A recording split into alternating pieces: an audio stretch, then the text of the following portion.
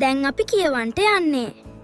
early readersලට තියෙන රැප්සඩි එකේ අද දවසේ පණිවිඩයයි.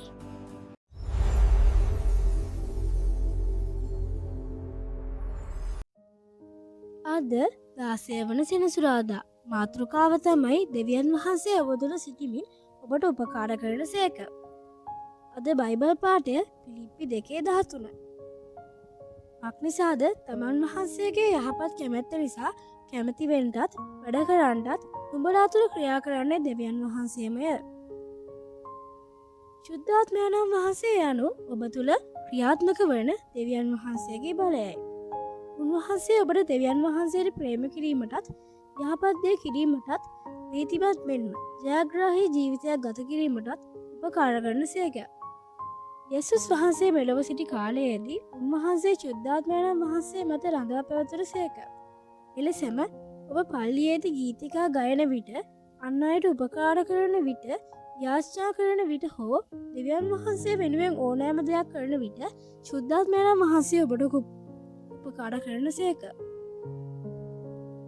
බයිබලය අපට පවසන්නේ බලයෙන්වත් ශක්තියෙන්වත් නොව මාගේ ආත්මයෙන්යි සේනාවල ස්වාමින් වහන්සේ කියන සේක. මෙයින් අදහස් කරන්නේ අපි දෙවියන් වහන්සේගේ කාර්ය අපේම ශක්තියෙන් නොකරන බවයි.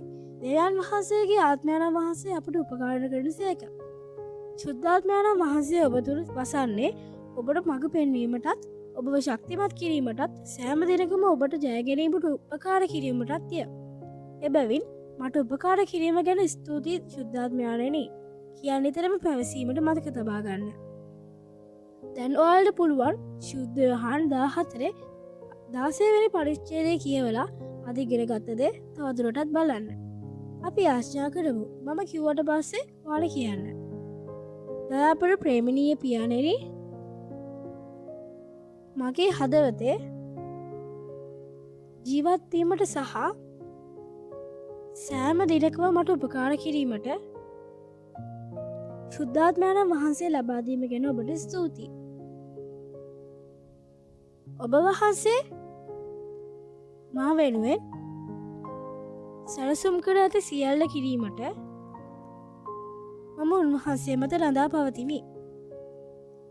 යේසුස් වහන්සේගේ නාමයෙන් ආමේන්.